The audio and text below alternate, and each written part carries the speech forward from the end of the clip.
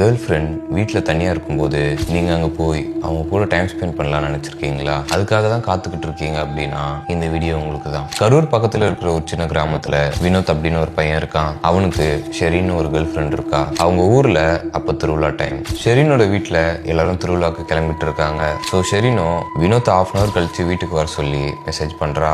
வினோத்தும் கரெக்டாக ½ கழிச்சு ஷெரினோட வீட்டுக்கு போகிறான். அங்கே போய் பார்த்தா வீடு பூட்டி இருக்கு.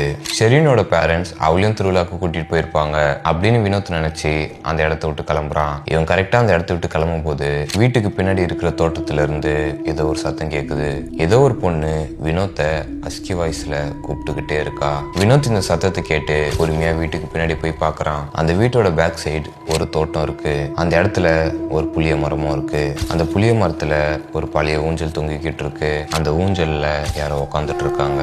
வினோத்தும் அந்த ஷெரின் தான் நினைச்சு அந்த புளிய மரத்தை நோக்கி நடக்க ஆரம்பிக்கிறான். இவன் கிட்ட போக போக ஊஞ்சல் ஆடிட்டு இருந்த அந்த பொண்ணு சிரிக்க ஆரம்பிக்கிறா.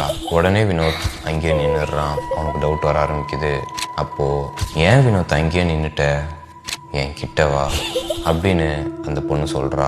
இந்த வார்த்தையை கேட்டதுமே அது ஷெரின் இல்லைன்றது வினோத்துக்கு தெரிஞ்சிருது. கரெக்டா இந்த டைம்ல வினோத்துக்கு கால் வருது. போன் எடுத்து பார்த்தா ஷெரின். இவனும் போன் அட்டன் பண்றான். எங்க அப்பா அம்மா என்னை வீட்டுல தனியா விட பயந்துகிட்டு என்னையும் கம்பல் பண்ணி திருவிழாக்கு கூட்டிட்டு வந்துட்டாங்க.